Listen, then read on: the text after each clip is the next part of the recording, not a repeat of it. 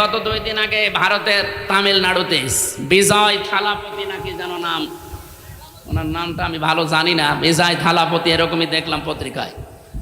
উনি ডাক দিয়েছে, বিদেশি সাংবাদিক আমি যাদের সাথে পরিচিত হয়েছিলাম ওই দিন, তারা পর্যন্ত বলেছে যে একটা দলের ডাকে এত মানুষ এক জায়গায় হয়, এটা পৃথিবীর মনে হয় প্রথম ইতিহাস।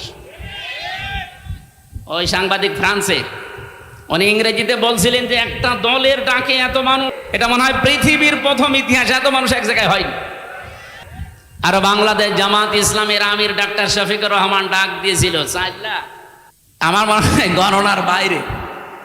তাই আপনি কি মনে করছেন যে এই সমাবেশ যদি বাংলাদেশের আর 73টা দল আছে, যে কোনো দলকে করতে দেন তো 3 কোটি টাকা না, আমি 30 কোটি টাকা তাদেরকে বলবো খরচ করতে, তাও তারা এর অর্ধেক মানুষ নিয়ে আসতে পারবে না। কারণ আমরা যারা এদেশে জামাত ইসলামী থেকে